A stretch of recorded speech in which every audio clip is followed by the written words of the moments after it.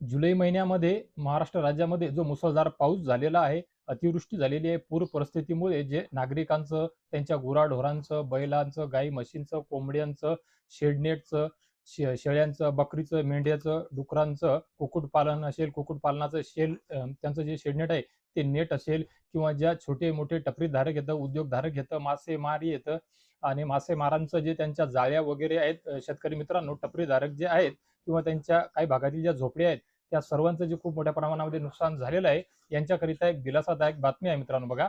अतिवृष्टी व पूरग्रस्तांकरिता राज्य शासनाचा मोठा निर्णय, ज्यामध्ये मदत जाहीर करण्यात आलेली आहे शेतकरी मित्रांनो.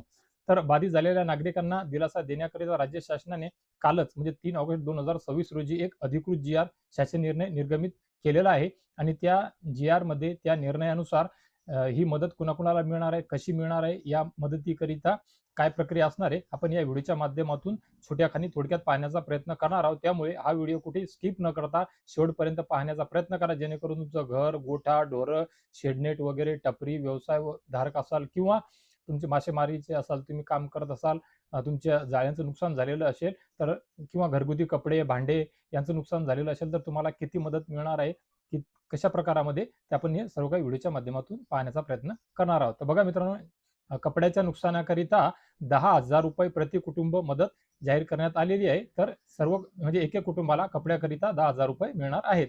सोबतच घरगुती भांडे व नुकसानाकरिता सुद्धा प्रति कुटुंबाला जवळपास ₹10,000 ची मदत दिली जाणार आहे. सोबतच पूर्णतः नष्ट झालेली घरं याकरिता ₹1,50,000 म्हणजे ₹1,50,000 एवढी मदत देण्यात येणार आहे.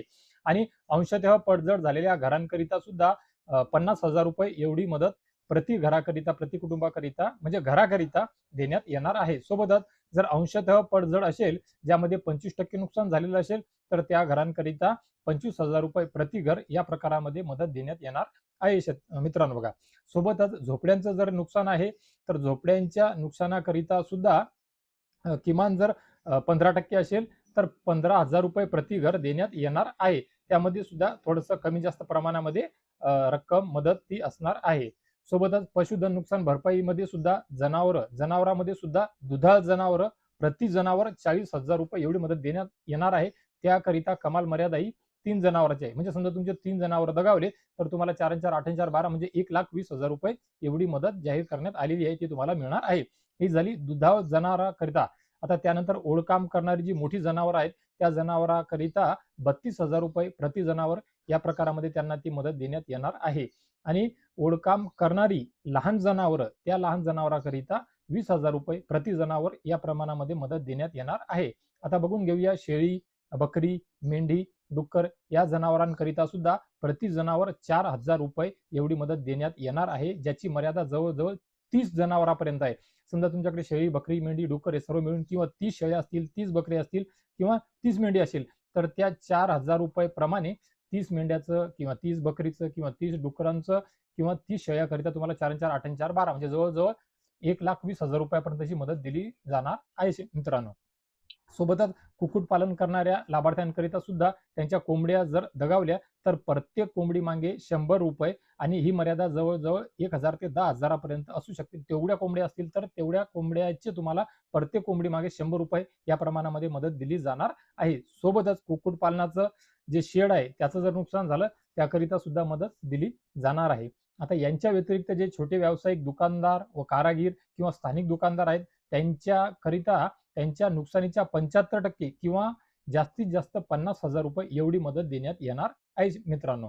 सोबतच छोटे व्यावसायिकानंतर टपरीधारक जे त्यांना सुद्धा हाच विषय लागू आहे नियम. नुकसानीच्या 75% किंवा जास्तीत जास्त ₹10,000 कारण की ते टपरीधारक असतात. छोट्या खांद्याचा व्यवसाय असतो, त्यांची गुंतवणूक मोजकीच असते. त्यानुसार त्यांना ₹10,000 एवढी मदत दिली जाणार आहे.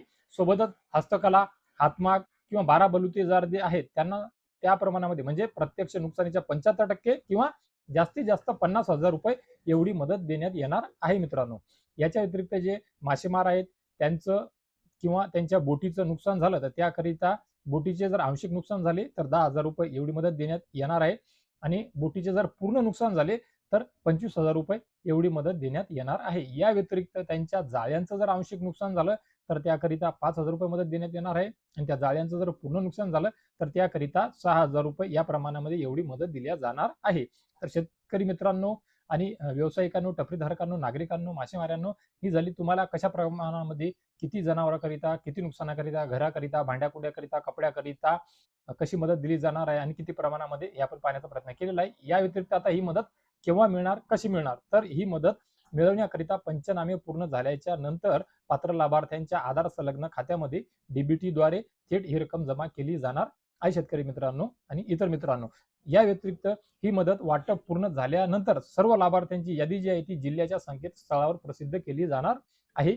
याकरिताचा हा कालचा शासन निर्णय आहे मित्रांनो. तर बघा मित्रांनो, जुलै महिन्यामध्ये जिथे जिथे नुकसान झालेलं आहे त्या ठिकाणी ही प्रक्रिया पार पडणार आहे. त्या भागातील त्या नागरिकांकरिता त्यांच्या मदतीकरिता हा शासन निर्णय निर्गमित करण्यात आलेला आहे, जो आपण या व्हिडिओच्या माध्यमातून सर्वांपर्यंत ही माहिती पोहोचवण्याचा प्रयत्न केलेला आहे, करत आहोत. तर आशा करतो या व्हिडिओच्या माध्यमातून जुलै महिन्यामध्ये मुसळधार पाऊस, अतिवृष्टी, पूरग्रस्तीमध्ये ज्या सर्वांचं नुकसान झालेलं आहे त्या सर्वांकरिता ही मदत जाहीर करण्यात आलेली आहे. ही जी माहिती आपण दिलेली आहे ती नक्कीच माझ्या इतर व्हिडिओप्रमाणे तुमच्याकरिता नक्कीच लाख मोलाची उपयोगी ठरेल आणि ही इतरांना माहिती मिळावी, पोहोचावी त्यांच्यापर्यंत.